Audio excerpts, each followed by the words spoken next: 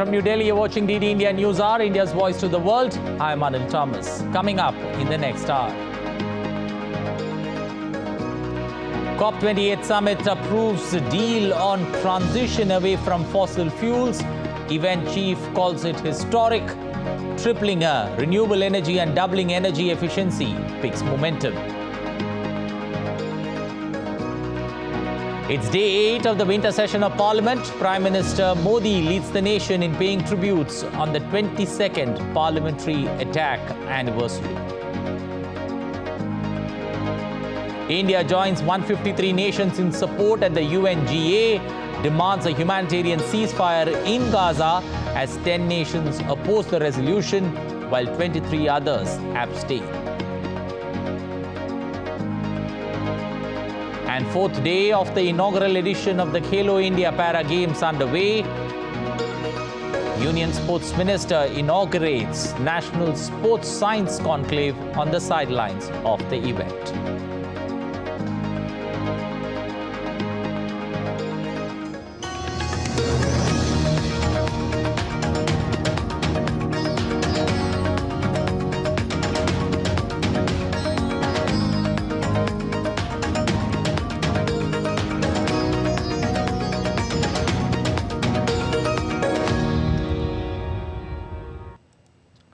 Well, representatives from nearly 200 countries agreed at the COP28 climate summit to begin reducing global consumption of fossil fuels to avert the worst of climate change on Wednesday. This is the first of its kind deal signaling the eventual end of the oil age. The deal was meant to send a powerful signal to investors and policymakers that the world is united in its desire to break with fossil fuels.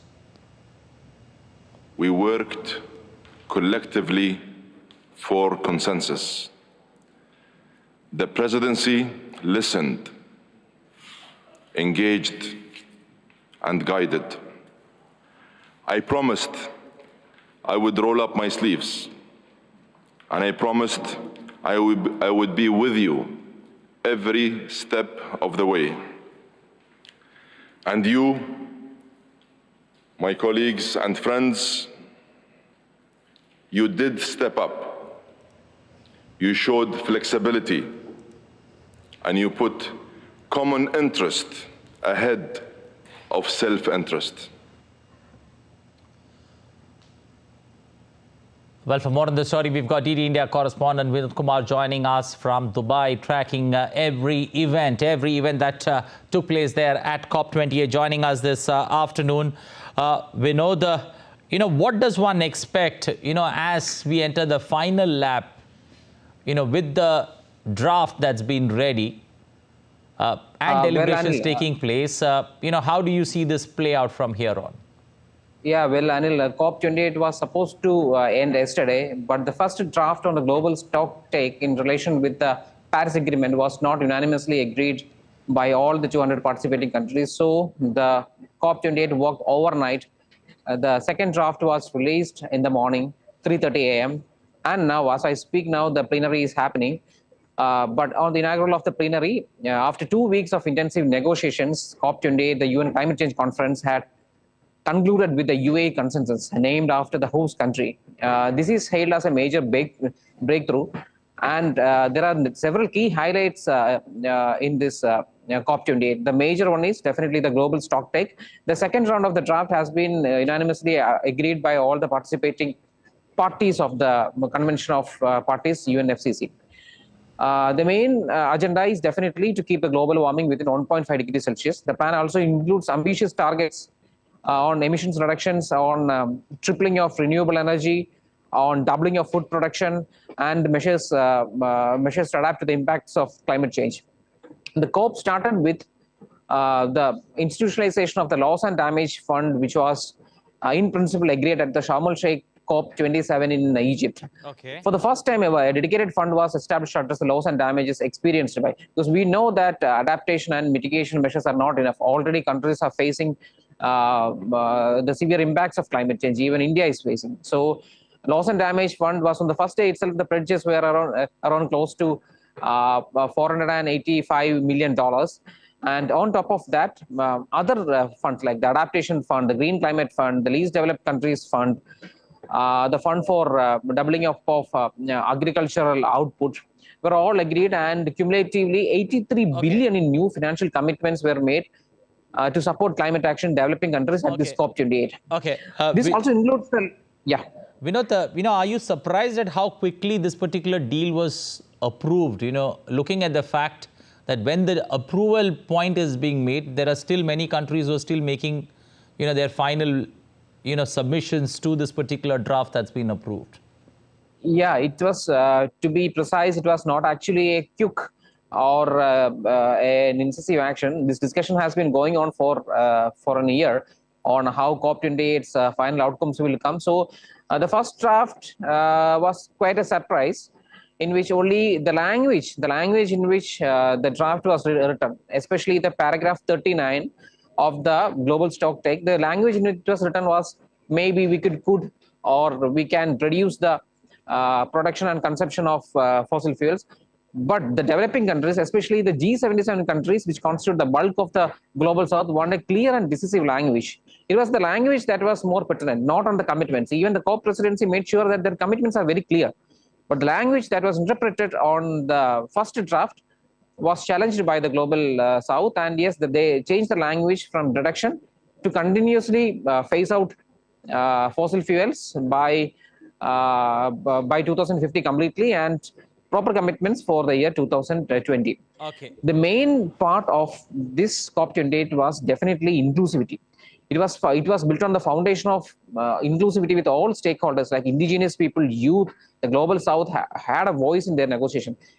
Speaking about youth, even India had its own programs. Like we joined forces with CDRI, with UNICEF, and made sure that the voice of the youth is heard. We launched two programs like the Green Rise initiative with the UNICEF, and with CDRI we launched the Mission for Life for Youth.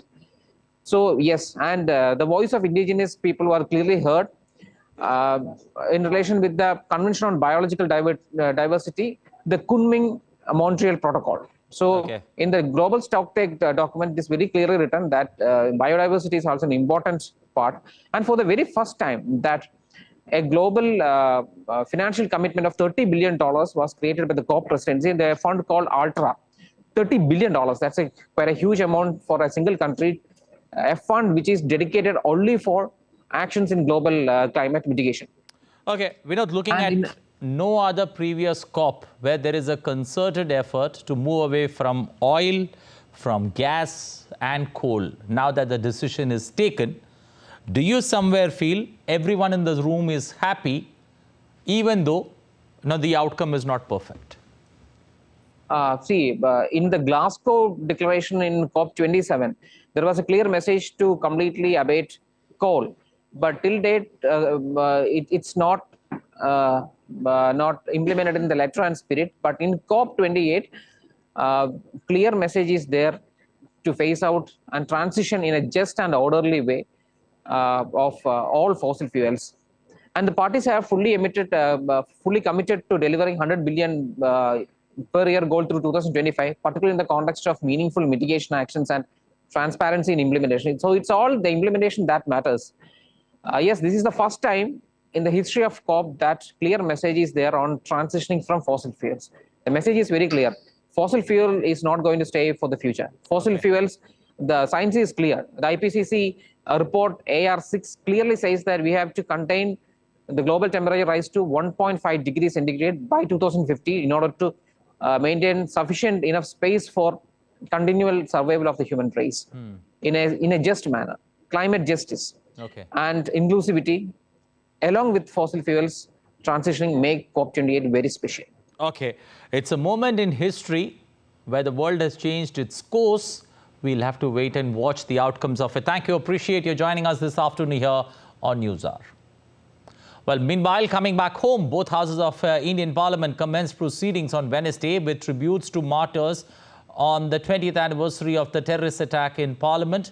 They observed a minute of silence before commencing business. In the lower house of Indian Parliament, or Lok Sabha, Finance Minister Nirmala Sitharaman introduced the Central Goods and Service Tax Amendment, Second Amendment Bill. The bill provided that suppliers of specified actionable claims will be liable to pay CGST. Finance Minister Nirmala Sitharaman also introduced the Provisional Collection of Taxes Bill. Well, in the upper house, the Central Universities Amendment Bill 2023 has been taken up for consideration and passing. Meanwhile, in the lower house of Indian Parliament, a visitor jumped into the Lok Sabha chamber from the gallery and reportedly hurled gas-emitting objects. Later, he was detained by the Delhi police. The House has now resumed proceedings there, post that, and all updates there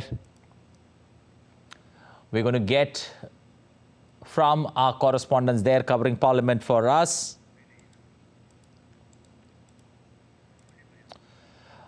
Well, India's Vice President Jagdeep Dhankar, Prime Minister Narendra Modi and Lok Sabha Speaker Om Birla on Wednesday led the nation in paying tributes to those who laid down their lives in the 2001 terror attacks on Parliament. Home Minister Amit Shah, Parliamentary Affairs Minister Prahlad Joshi, Commerce Minister Piyush Goyal were among others who offered floral tributes.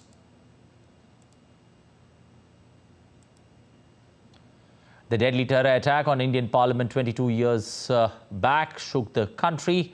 In a tragic incident, 9 people were killed and 18 others injured, including 6 Delhi police and 2 Parliament security officials.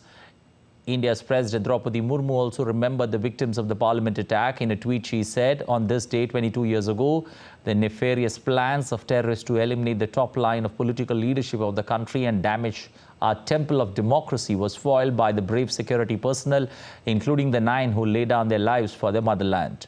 The nation will forever remain in their debt. Their sacrifice will not be allowed to go in vain as we reiterate today our pledge to wipe out terrorism, a threat to humankind everywhere in all forms and manifestations.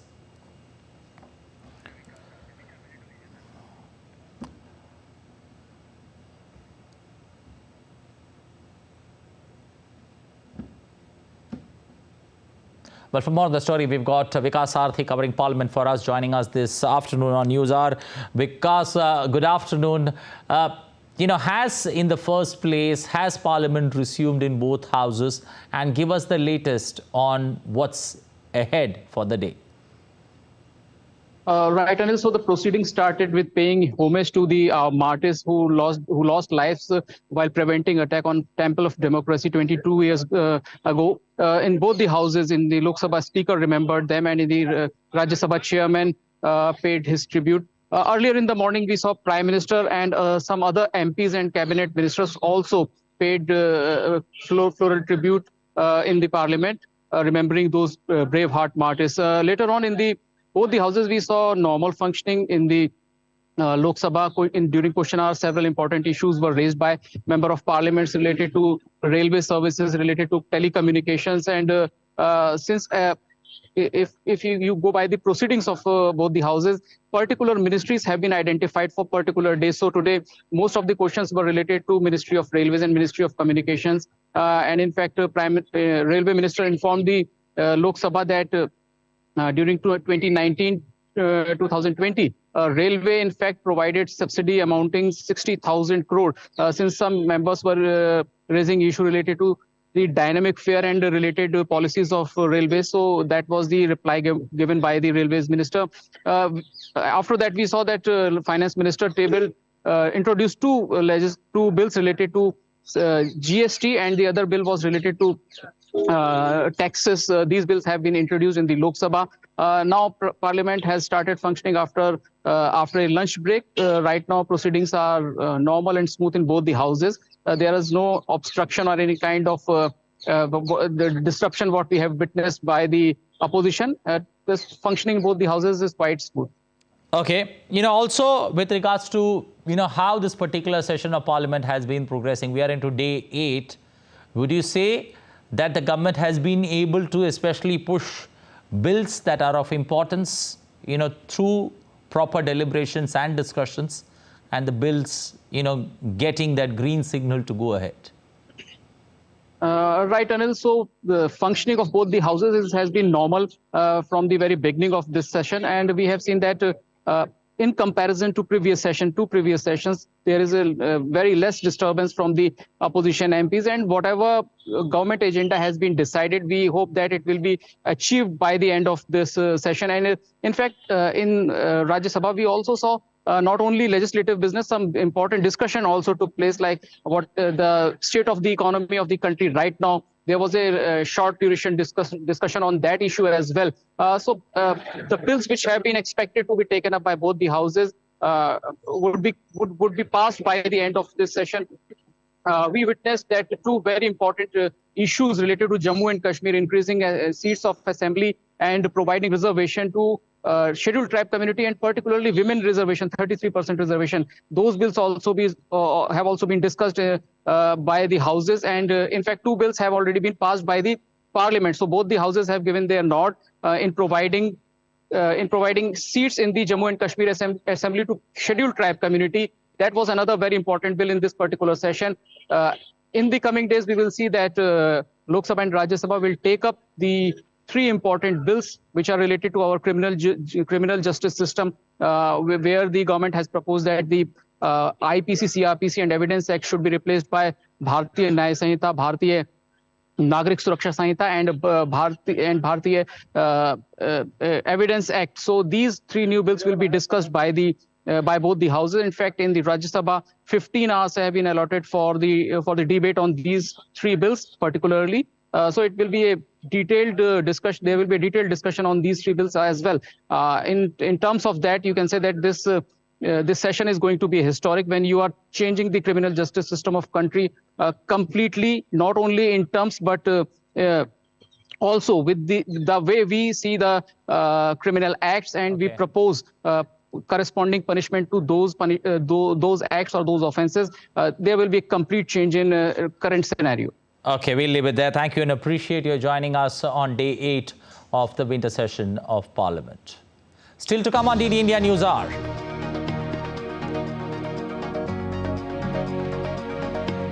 8 Israeli soldiers, including a IDF brigade commander, killed in Gaza fighting.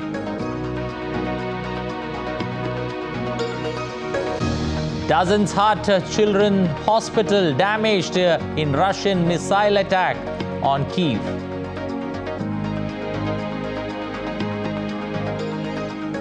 Threatening floods, destructive winds as Category 2 Cyclone Jasper approaches towards northeastern Australia.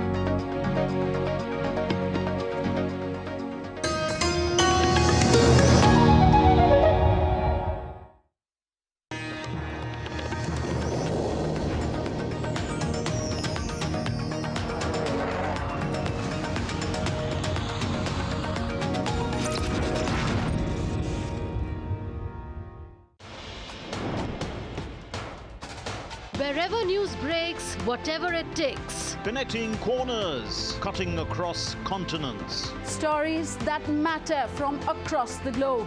Accurate, authentic journalism that serves you right. From politics to glamour, from sports to world affairs. With a fusion of aesthetics and substance. Introducing news in a new avatar. Experience the world through a new lens. Stay tuned to DD India for an exciting journey beyond borders.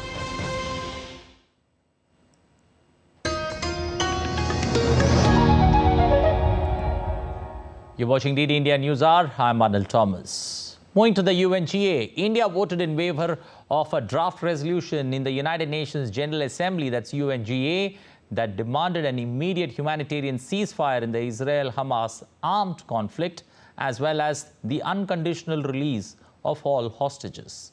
The 193-member UNGA adopted the draft resolution introduced by Egypt at an emergency special session on Tuesday. The resolution was adopted with 153 votes in favor, while 23 nations abstained and 10 voted against the text.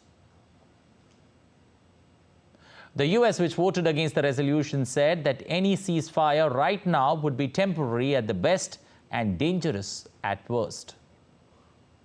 Civilians must be protected, consistent with international humanitarian law. In addition, we support the release of all hostages immediately and unconditionally.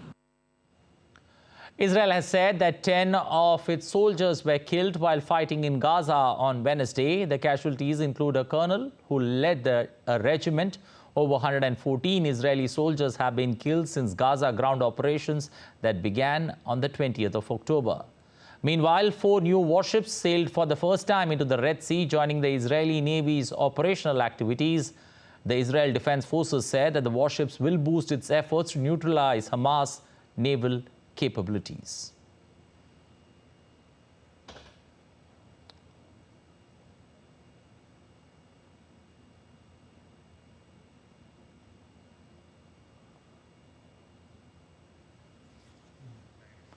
For more of the story, we've got Sarah Coase joining us right now from Tel Aviv.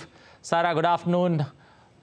How does one see this UNGA vote, especially in this Israel-Hamas armed conflict? Good afternoon. Well, look, it is non-binding, but what it does show is the increasing isolation of the United States and, of course, Israel from the rest of the world. It's important to point out that no other world powers, leading world powers, came on board with the United States and Israel to oppose this immediate, humanitarian ceasefire. And look, it really does show that there is growing daylight also between the United States and Israel in terms of what they are saying and in terms of these operations on the ground. This is because we heard President Biden come out last night to tell Benjamin Netanyahu, Israel's Prime Minister, that he is losing support because of Israel's indiscriminate bombing campaign and the mounting civilian casualties, saying that Israel also needs to change its hardline right-wing government. So look, what we are expecting over this next week is more of this shuttle diplomacy that's been happening throughout this conflict. We know that the National Security Advisor, Jake Sullivan, he's expected to touch down here in Israel later on this week. He'll be discussing a timetable of this war. We do know that the United States has been pushing Israel to give it a firm date when this ground operation wraps up. Israel has so far said it will not do that and it will act on its own time frame, and that is when it defeats Hamas. We've also learned that the Defense Secretary Lloyd Austin, he'll be here in the region early next week, and he'll be discussing the humanitarian situation on the ground, with the UN warning that starvation and disease are big threats as this cold winter draws in. Okay, also, Sarah, what's the latest, especially when it comes to the fighting on the ground in Gaza? Well, look, the IDF has just released the names of 10 soldiers that have been killed over the last 24 hours. This happened in the Shijaya neighbourhood, that's in the northern part of the Gaza Strip, in an area that Israel considers a Hamas stronghold. Now, we do understand that this took place during an ambush and then subsequent series of blasts after that. And this would be the highest number of soldiers killed in one day since this ground operation began more than 2 months ago. And look, the IDF also says in the last 24 hours it carried out at least 250 airstrikes on what it says are Hamas infrastructure targets, also releasing video hitting a rocket launching squad that it says was right in the middle of launching projectiles into southern Israel. But look, this ground operation, of course, is coming at a massive cost to Palestinian civilians on the ground. The Hamas-run Gaza Health Ministry says that to date, there are at least 18,500 people who have been killed. And look, these people are being told to move further and further south, although Israel's bombing campaign continues down in these southern areas like Khan Yunis and in Rafah. And over the last 24 hours, a quarter of December's rain has been dumped on the region, with a low pressure system moving through the area right now, which means that these people that are sheltering or trying to find shelter down in these southern areas, they are now in flooded areas in the mud with simply nowhere safe or warm to stay. Okay, we'll leave it there. Thank you. Appreciate you joining us on DD India News Hour. Well, updates now from the Russia-Ukraine armed conflict. US President Joe Biden has urged the Congress to approve billions of dollars for Ukraine, warning that not to do so would be a Christmas gift for the Russian leader, Vladimir Putin. Biden met with Ukrainian President Volodymyr Zelensky at the White House on Tuesday amid a funding fight which has seen Republicans refuse to support extra assistance for Kyiv. Nick Harper has more from Washington. US President Joe Biden used his remarks in the Oval Office and in the subsequent press conference to attack Republicans who are blocking new aid to Ukraine. He argued that Russia would be emboldened by the deadlock on Capitol Hill, adding history will judge harshly those who turn their back on freedom's cause. At issue, Conservative Republican lawmakers demand to allocate significant funding to strengthen security at the US-Mexico border. Without that, they say they're unwilling to support new funding for Ukraine. Biden noted that Russian TV had celebrated the Senate's failure last week to pass a bill, the television host pointing out it was good for Russia. But with US lawmakers leaving Washington at the end of this week for the holidays and not returning until the new year, there's a race on to pass new legislation and new funding as soon as possible. Ukraine is gradually becoming less dependent on aid, and we are moving to the right direction, and I want to discuss with the President how to strengthen it, especially enhancing our air defense and ability to destroy Russia's logistics. Our goals for 24 are clear: take away Russia's superiority and disrupt their offensive operations. Biden urged Congress to approve the money this week, saying if they didn't, they'd be giving Putin the greatest Christmas gift they could possibly give him. Meanwhile, the US Treasury announced new sanctions on more than 150 individuals and entities that the US says is allegedly helping Russia's military. The US says that those who've been blacklisted have supplied technology, tools and equipment to help Moscow in its fight against Kiev. One small win, Zelensky leaves Washington with an additional $200 million, money Congress has already approved and that Biden is now releasing to Kiev. But it's nowhere near the more than $60 billion that Biden had asked Congress to approve. Nick Harper in Washington, reporting for DD India. Well, Ukrainian President Volodymyr Zelensky on Tuesday asserted that funding his nation's defense against Russia was a moral rather than a financial matter.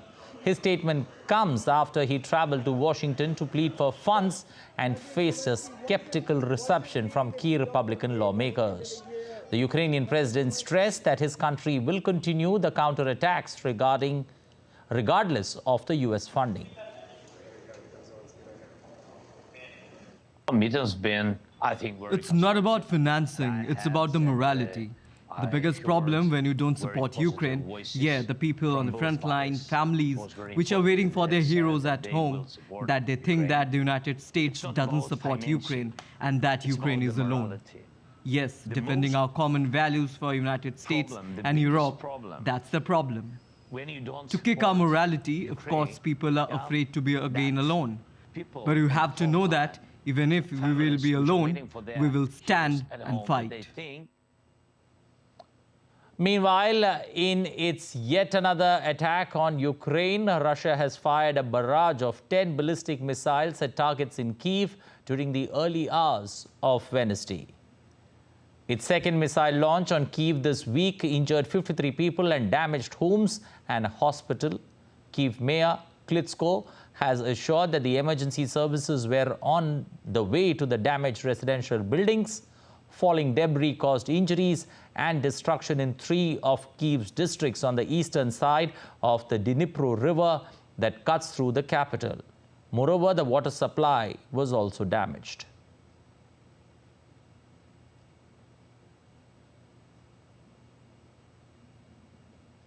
Well, let's take a look at some other stories making news around the world. A large number of migrants are waited to be processed and transported to a temporary processing center after crossing the border wall into the US from Mexico. Migrants from different countries in Africa and Latin America were seen near the border town of Lukeville, gathering near the border wall, struggling to cross the border.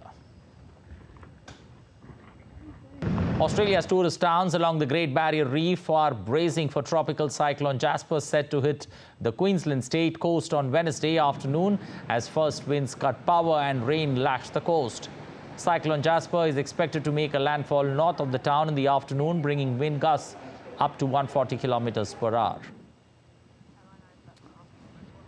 Blizzards of snow and cold lashed northern China, spurring the authorities to halt train services, shut schools in the region. The Beijing officials have issued a second highest alert till Thursday and have urged people to stay indoors.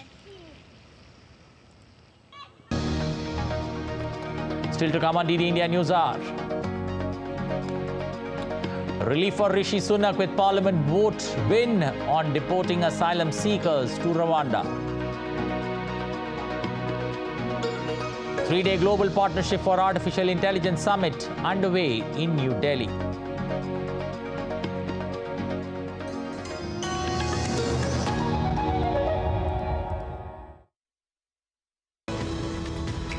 We just don't bring you the news as it unfolds. We get to the heart of the matter. We don't just present facts. We demystify complex social, political and economic events. We break stories that shape the world's present and future because you deserve the truth. I am Tanvi Taneja from New Delhi. I'm Ollie Barrett from London. I'm Nick Harper from Washington, D.C. Join us on DD India Global Monday to Friday at these times.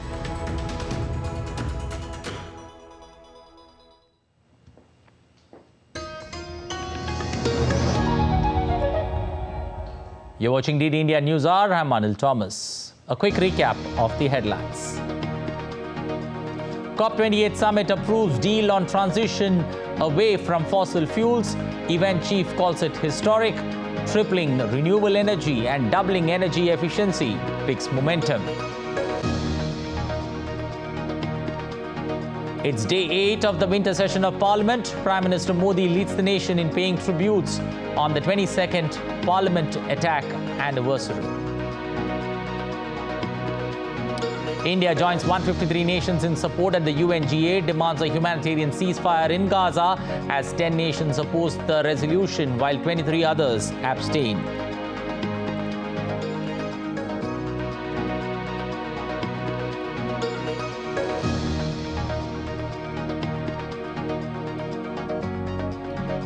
Well, COP28 President Sultan Al Jaber hailed a climate deal approved by almost 200 countries on Wednesday as a historic package of measures which offered a robust plan to keep the target of 1.5 degrees Celsius within reach. Here's a detailed look. The COP28 Climate Summit approved a deal that would, for the first time, push nations to transition away from fossil fuels to avert the worst effects of climate change on Wednesday. Representatives from nearly 200 countries agreed to begin reducing global consumption of fossil fuels to avert the worst impacts of climate change in Dubai. The COP28 presidency released a proposed text of a final climate draft that calls on nations to shift away from fossil fuels in energy systems in a just, systematic and fair manner to achieve the net zero goals by 2050. To combat climate change, 5 key measures have been outlined. A just transition away from fossil fuels by 2050, prioritizing zero and low emission technologies like renewables and nuclear, phasing out inefficient fossil fuel subsidies, and accelerating the phase down of coal power and rapidly deploying clean transportation solutions. These actions aim to significantly reduce emissions across energy systems and transportation, paving the way for a sustainable future. They also aim to align with the temperature goals of the Paris Agreement and urgently address the need to reduce greenhouse gas emissions from fossil fuels to mitigate climate change. We might well be on the verge of something that is truly consequential, but we are there to find out. There are things that we like, things that we do not like so much, but we identify things coming from everybody and a clear message on strong commitment towards 1.5 orientating, providing the grounds for keep on going. This is what we need. This is what the world needs. Not only does the text say that, it also says what to put instead, which is renewable energy, so a tripling of renewable energy. The proposal underscores the critical role of multilateralism and international cooperation in addressing global challenges, particularly in the context of the Paris Agreement's implementation. While acknowledging progress in mitigation, adaptation and means of implementation and support, it highlights that parties collectively are not on track to achieve the Paris Agreement's long-term goals. Gautam Roy, DD India. Well, for more on this story, we've got Dr. Shaili Kedia, Senior Fellow from the Energy and Resources Institute, Terry, joining us this afternoon on News Hour. Good afternoon. Welcome to the show. Let me begin by asking, a done deal that's taken place, is it history in the making?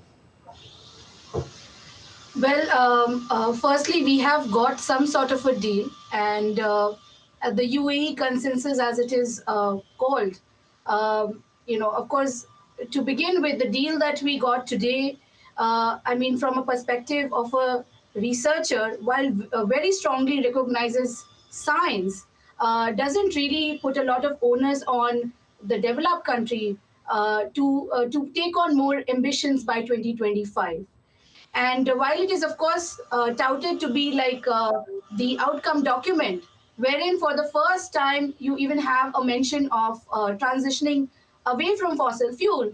But let us not forget that this global stock take, which was the core of the negotiations in climate change, took place in a framework which did not include global goal and adaptation in the first stocktake process. Of course, now that the global goal and adaptation has been agreed, which to me is the key crown takeaway for this particular COP, it will be only included 5 years later.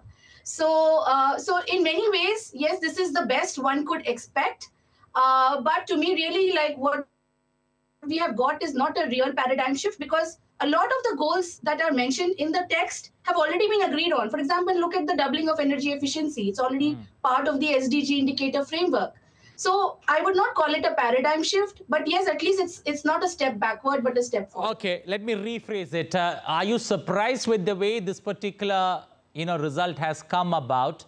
And do you somewhere get the sense that there is a power play, especially when it comes to the use of the hammer by the chief?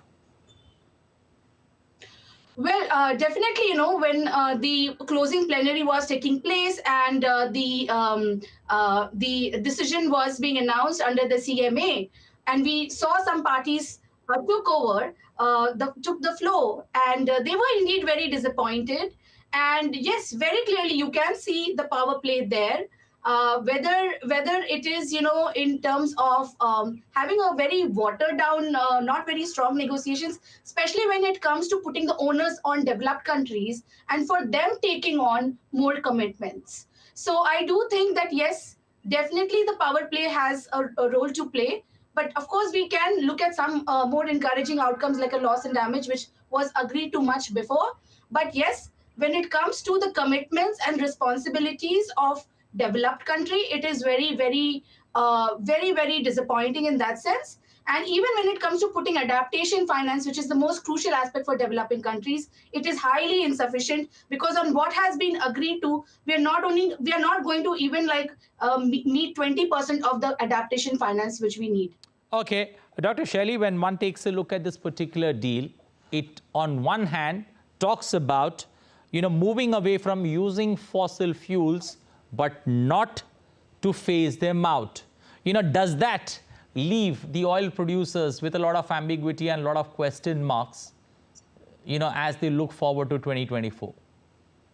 Absolutely. I mean, one did see like a lot of backdoor diplomacy in this case, the OPEC putting a lot of pressure on the COP28 presidency. And of course, we also saw well-known climate leaders like, Al Gore come out and say that it indeed looks like an OPEC-dominated climate text, wherein, of course, it is not a phase out. And to be very realistic, we don't have the breakthrough technologies for a phase out at this stage. But however, the language could be strong, especially in terms of means of implementation, to move to a more low carbon future. Okay, a moment of history is how the COP president summed it up. Is it a deal that's too strong or too weak? The coming days, we will look at contemplating on that particular topic. Thank you and appreciate you joining us this afternoon on NewsHour. Chinese President Xi Jinping met with leaders of Vietnam in Hanoi on Wednesday, where both the parties hailed a strategic upgrade of ties. Both the sides have announced the establishment of a strategic China-Vietnam community to promote the upgrading of relations. Xi arrived in Vietnam on Tuesday for the first time in 6 years as he seeks to counter United Nations' growing influence with the communist nation. The UK government has won a crucial vote on a controversial plan to send some asylum seekers to Rwanda to have their claims processed there. But several MPs from the governing Conservative Party abstain from voting and say they'll try to amend the legislation next year. DD India's Ollie Barrett has more from London.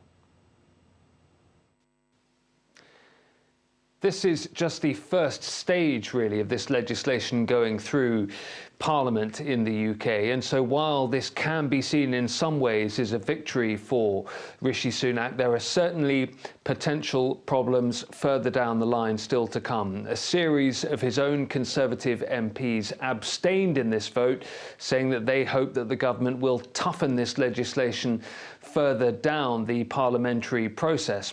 But on the left and in the moderate centre wing of the Conservative Party, quite a lot of Conservative MPs are saying, well, if this legislation is toughened any further, then we won't be able to support it anymore. So the Prime Minister still has a huge battle on his hands, seeing this legislation finally passed when it gets back to Parliament early next year. He insists that it's a policy that can work, it's legislation that is nearly watertight, and that therefore planes can get up and running in the new year to Rwanda with asylum seekers on board, and that this scheme therefore can begin to work as a deterrent against illegal migration. Critics of the policy say it simply won't work. The opposition Labour Party calls it a gimmick.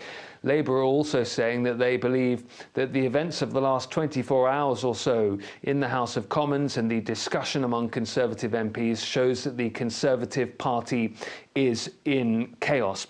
The government, though, as I say, remains committed to this legislation. It remains committed to the agreement with Rwanda. The idea behind it is that it would see some asylum seekers sent to Rwanda to process their claims there. And the specific idea of this legislation, if it eventually gets passed, is to try and alleviate some of the concerns raised by the Supreme Court last month when judges struck down the policy as unlawful. Ollie Barrett in London, reporting for DD India. Well, the three-day Global Partnership for Artificial Intelligence Summit is underway in New Delhi. UK's Minister for Artificial Intelligence, Jonathan Cameron, who's attending the GPA summit, said that India is a very good market for AI. GPA is a really important part of how we're going to make AI safe for everybody. The government of India is behaving absolutely brilliantly around AI. I think it's really very visionary to identify the possibilities. And India is a fascinating society for the use of AI because it has so many different communities and different geographies and different types of uses that AI can be used for. And I really noticed, just driving around Delhi, all of the posters of the summit. I think, God, it is really great that so much importance is being set on this summit. And I think it's going to be hugely valuable, not just for India, for everybody. But the development of northeastern region in India is responsible to the matters relating to planning, execution and monitoring of development schemes and projects. The government aims at accelerating the pace of socio-economic development of the region so that it may enjoy growth parity with the rest of the country. A holistic development approach is mainly concerned with the creation of infrastructure for economic development of the northeast region. For the first time in the history of Indian independence, the railway connectivity up to Aizawl hilltop, now it is under construction. First time, as it is happening from Siliguri to Gangtok. It is very, very difficult task, challenging task, but it is Honorable Prime Minister Narendra Modi's bold decision and conviction for Northeast. That is why he is giving priority for the upliftment of this state, smallest state in the region, Mizoram and like Sikkim, and also Meghalaya. In West India hosts the 27th World Association of Investment Promotion Agencies, the World Investment Conference in New Delhi, a global convergence on investment, trade and innovation. The Union Minister of Commerce and Industry, Piyush Goyal, at the conference called for investments in India's top offerings in services and technology. We have an ambitious roadmap until 2047, when we wish to see India as a developed nation, as a prosperous nation, with every child born in the country getting a good quality of life. In this journey, I would like to invite you, your members, your countries to participate and look upon the large business opportunity, the large investment opportunity that India provides. Well, the Supreme Court of India's verdict to uphold the government's decision to abrogate Article 370 made headlines in the international media. This includes the Wall Street Journal, Al Jazeera, CNN, Bloomberg, BBC and Deutsche Welle. The decision paves the way for early elections, state assembly polls, which are due to be held by September 2024. In India's central state of Madhya Pradesh, BJP leader Mohan Yadav took oath on Wednesday as the next state chief minister in the presence of Prime Minister, Home Minister, BJP National President and other leaders in Bhopal. Mohan Yadav became an MLA in 2013 from the Ujjain South seat and was elected again from the same seat in 2018 and 23.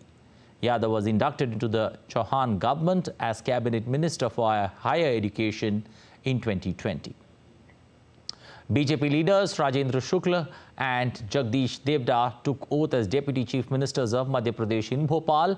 In the assembly elections held on November 17th, the BJP secured victory by claiming 163 seats out of the total 230-member assembly. Still to come on DD India News Hour. Host West Indies win the first T20 after tourist England waste flying start.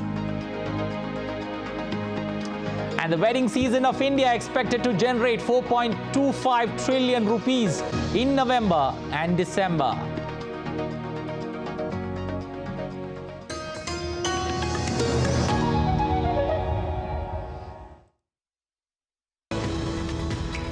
We just don't bring you the news as it unfolds. We get to the heart of the matter. We don't just present facts. We demystify complex social, political and economic events. We break stories that shape the world's present and future because you deserve the truth. I am Tanvi Taneja from New Delhi. I'm Ollie Barrett from London. I'm Nick Harper from Washington, D.C. Join us on DD India Global Monday to Friday at these times.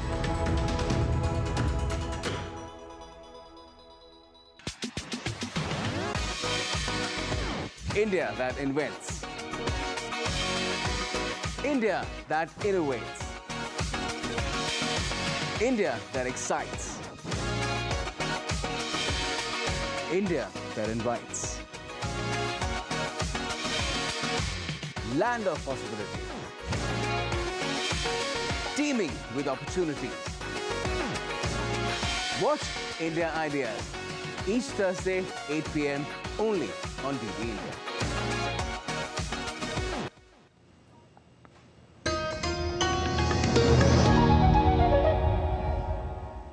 You're watching DD India News Hour. I'm Manal Thomas. Moving to business stories. The Indian economy expanded at an impressive 7.6% in the September quarter. This surpasses the Reserve Bank of India's modest 6.5% forecast. India continues its steady growth helped by government spending, along with manufacturing, to be one of the fastest growing major economies of the world. While the Western economies are faced with high interest rates and rising energy prices. In a first, Made in India bicycles were unveiled in the United States of America. The launch happened at a Walmart store. Taking to social media site, Indian ambassador to the US, Taranjeet Singh, who attended the event, shared a motto, "Make in India, make for the world." The bicycles manufactured by Hero Cycles in the Indian city of Ludhiana. On to neighbour Sri Lanka, where the International Monetary Fund, that's IMF, has greenlit the first review under Sri Lanka's extended fund facility, paving way for the dispersal of the second tranche of the bailout. The second tranche of $337 million is a part of the $3 billion USD bailout approved by the IMF in March this year. The IMF's injection of fund comes as Sri Lanka continues efforts to restore macroeconomic stability, address debt sustainability, and implement growth-oriented reforms. Earlier this month, the Official Creditor Committee, led by India, France and Japan, agreed on a debt restructuring arrangement with Sri Lanka, which has a necessary step to complete the successful IMF review and unlock the second tranche of the bailout.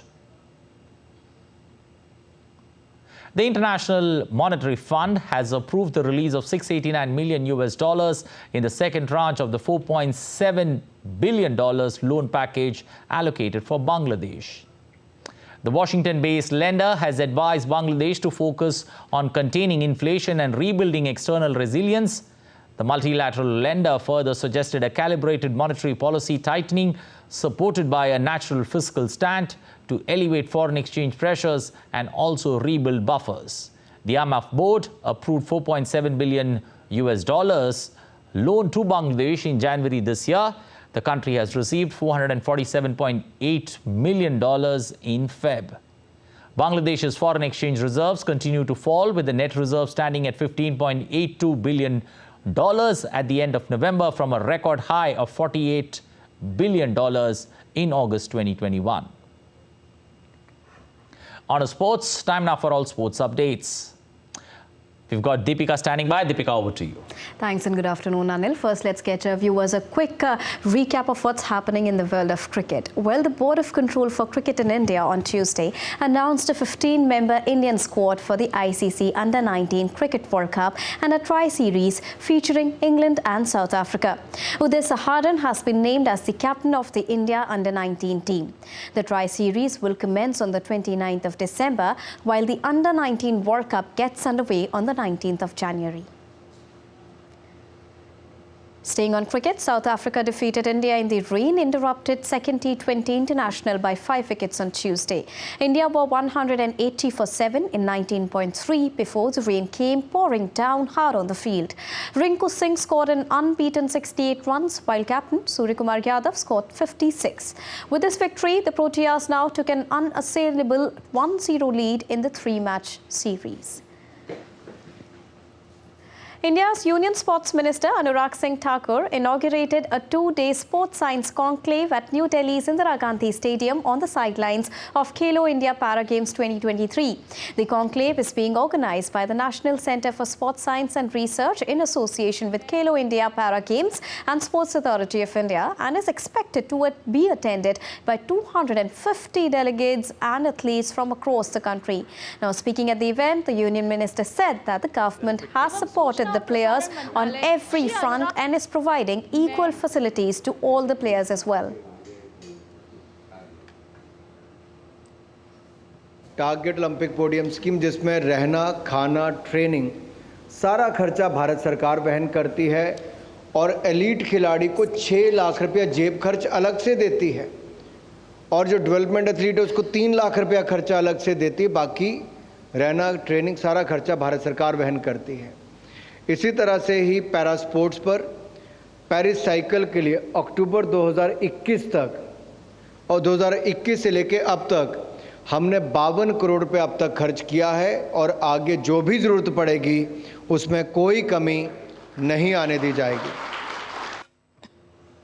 And now I'm joined by Narayan Singh. Narayan, today is day 4th of the first edition of Khelo India Para Games. How the teams are playing and what is the level of enthusiasm in the players over there, the para athletes, Narayan? Definitely, we can say that if you talk about the Khelo India, it has always been about finding new athletes and also supporting the talented athletes. But with the mix of para games in the Khelo India series, definitely it has become more inclusive than ever. And if we talk about the environment, if we talk about the atmosphere, the our players are very jubilant about the inclusion of the para games in the Khelo India and the way they are performing, because here we can see that at the Khelo India para game platform there we can see the players who have already played the international events like Para Asian Games, Paralympics, and also the new budding athletes are also here. So it's we can say a platform for the budding athlete to learn from their seniors who have already represented the country at the international level. And also, if we talk about our senior, they are also giving crucial tips to our budding athletes here. How can they groom themselves? How can they handle their career? So all in all, the way they perform, the para athletes perform, and with the inclusion of these games in the Khelo India series, they are happy. And in the first session was a stiff battle we saw in the 10-meter air rifle SH1 standing category in the men's, where Swaroop from Maharashtra won the gold medal. If you talk about the women's 10-meter air pistol S1 standing event, where Rubina Francis won gold medal. She also participated in the Asian Games in Hangzhou, where she won bronze medal. So all in all, you can see that a great environment, and the Indian sports is going towards the more inclusive and most diverse era. Indeed. Thank you so much, Narayan, for joining us and bringing us a quick recap of the current games that are underway. So that was a quick wrap from the world of sports. Back to Anil. Well, thank you, Deepika, for that quick update. Moving forward and taking a look at the wedding season in India. Ranked as India's fourth largest industry, the wedding sector holds vast potential for generating substantial employment opportunities. Prime Minister Narendra Modi has recently made a call to offer Indian destination over foreign ones for weddings to drive significant employment growth and retain the country's business within its borders. Let's take a look at this report.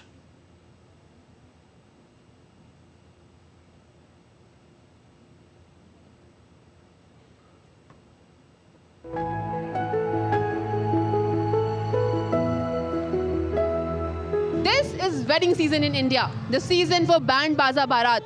Beautifully decorated gardens and banquet halls can be seen in every city of our country. There are many trends that are gaining momentum, and one such trend is going for foreign trips for destination weddings. Recently, our Prime Minister Narendra Modi requested the Indian public to conduct their destination weddings on Indian destinations. It is a season of weddings in India, and between new trends and choice of destination wedding, a business of 4.2 lakh crore is expected. But these figures are of business generated from marriages taking place in the country, whereas every year about 5,000 weddings are organized outside the country. Indians spend around 1 lakh crore on destination weddings held abroad. To generate huge employment through weddings, Prime Minister Narendra Modi has appealed to the families to organize marriage ceremonies on their own soil amidst Indian culture and civilization. मैं तो चाहता हूं मेरे देश के नौजवानों को make in India जैसे है ना, वैसे ही एक मूवमेंट चलना चाहिए, वेड इन इंडिया. शादी हिंदुस्तान में करो. Banquet halls. Well, the big, fatter Indian wedding. Well, that's all in this edition of DD India News Hour, but let us know your thoughts on the news of the day. You can connect with us on Facebook, X, and also Instagram. We're going to be back with more news as it breaks here on DD India. I am Anil Thomas. From all of us here in Delhi, thanks for watching DD India News Hour.